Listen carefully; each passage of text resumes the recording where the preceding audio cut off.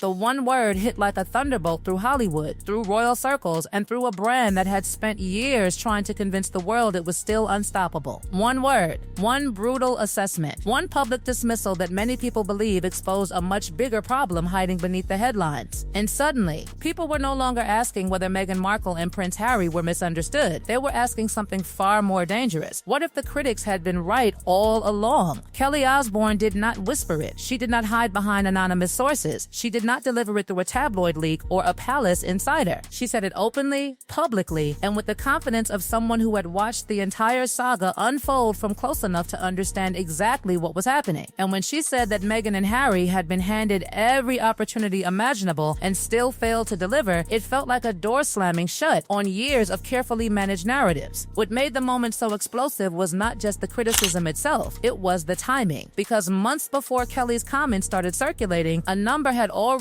appeared that nobody in Montecito wanted people talking about. Number 383. Not number 3, not number 33, number 383. The ranking attached to what was supposed to be one of the most powerful celebrity comebacks in entertainment history. Think about that for a second. Millions of dollars, endless publicity, global attention. Netflix executives reportedly betting heavily on royal drama. Every major media outlet watching. Every headline predicting a triumphant return. Yet somehow the project landed so far down the rankings that critics began asking whether the audience had already moved on. And once that number entered the conversation, people started connecting dots that previously seemed unrelated. Kelly Osbourne's comments, the Netflix rankings, the Spotify collapse, the endless interviews, the documentaries, the memoir, the speeches, the carefully crafted image campaigns. Suddenly they all looked less like isolated events and more like pieces of the same puzzle. Then Kelly delivered the line that sent shockwaves through social media. She argued that Meghan and Harry had been given opportunities most people could never dream of receiving. Massive contracts, global platforms, unlimited publicity. Yet despite all of it, she suggested there was one thing missing, something that money could not buy and public relations teams could not manufacture. Results, that accusation landed hard because it echoed criticism that had already been building for years. Every new project seemed to arrive with enormous expectations. Every announcement promised transformation. Every deal was described as groundbreaking. But after the excitement faded, critics argued that the final product rarely matched the anticipation. And that was when another ghost from the past reappeared. Comedians, yet somehow their observations were becoming some of the most damaging commentary of all.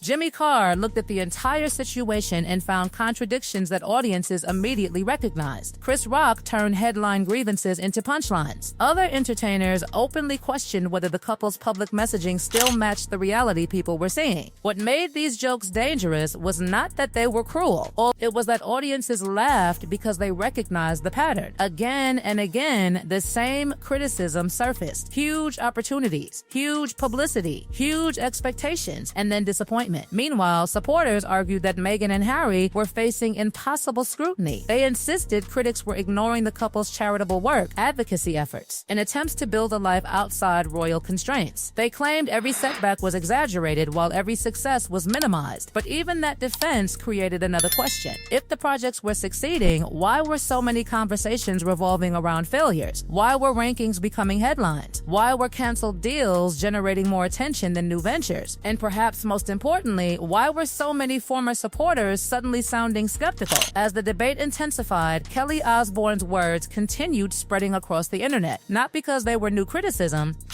had existed for years, but because she seemed to summarize what many detractors had been saying in a single devastating conclusion. The world had been handed a story filled with royalty, celebrity, wealth, fame, and limitless opportunity. Yet somehow, the ending was becoming harder and harder to control. And if the Netflix ranking was one clue, if the Spotify collapse was another, then some observers believe an even bigger revelation may still be waiting in the shadows. What made the situation even more damaging was that the criticism was no longer coming from one direction. It was coming from everywhere at once. Entertainment executives, comedians, commentators, former supporters, even casual observers who had once celebrated Harry and Meghan's departure from royal life were beginning to ask uncomfortable questions. The pattern kept repeating itself. Every new launch arrived wrapped in enormous expectations, and every setback seemed to deepen the suspicion that something bigger was going wrong behind the scenes. The palace drama that once generated sympathy was gradually being replaced by something far more dangerous for any public figure to fatigue. And that is where Kelly Osbourne's comments became so explosive. She wasn't presenting a shocking new allegation. She was putting words to a feeling that had already started spreading across public conversation.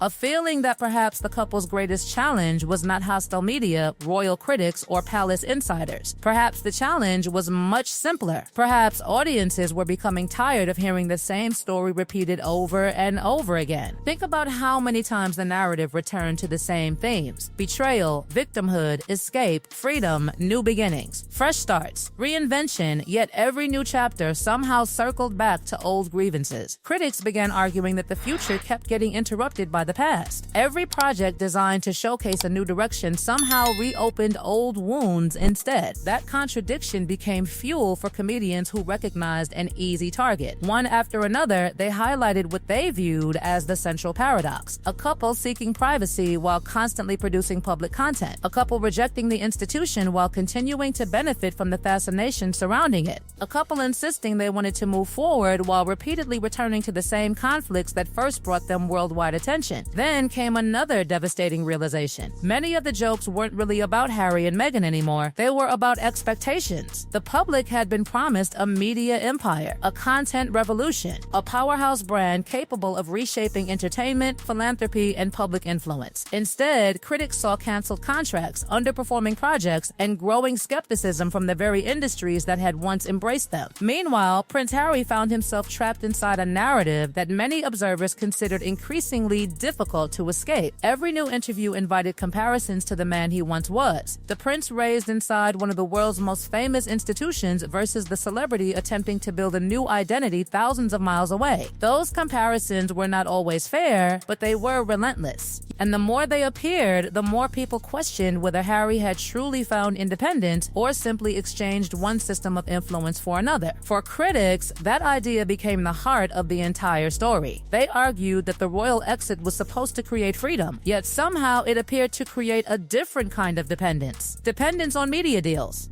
Dependence on public attention. Dependence on maintaining a narrative that required constant reinforcement. Whether that perception was accurate or not almost stopped mattering. The perception itself had become powerful, and that is why Kelly's remarks resonated far beyond a single interview. She represented someone who claimed to have seen enough to draw her own conclusions. Someone who wasn't relying on palace gossip or anonymous briefings. Someone willing to say publicly what others might only discuss privately. Her words landed because they connected directly to a growing collection of public facts that critics pointed to repeatedly. The Netflix rankings, the Spotify collapse, the endless cycle of explanation and response. Yet the most fascinating part of this entire saga may be what happens next, because silence can be just as revealing as a response. Every day that passes without a major rebuttal gives the controversy more room to grow. Every unanswered criticism creates another round of speculation. Every debate fuels another headline. Meghan and Harry's representatives have consistently rejected characterizations of this kind and have argued that many attacks are unfair, misleading, or taken out of context. Their position remains clear, but their critics remain equally determined. And somewhere between those competing narratives sits a public audience trying to decide which version of events feels more believable. That is why this story refuses to disappear. It is no longer about one comment from Kelly Osbourne. It is no longer about one Netflix ranking or one Spotify deal. It has evolved into a larger question about celebrity, influence, accountability, and whether enormous opportunities automatically guarantee success. And perhaps that is the reason the controversy keeps growing, because the receipts, the rankings, the interviews, and the criticism all point back to the same unresolved mystery. A couple who once seemed capable of conquering Hollywood, reshaping the monarchy's image, and building a media empire now find themselves facing questions that refuse to go away.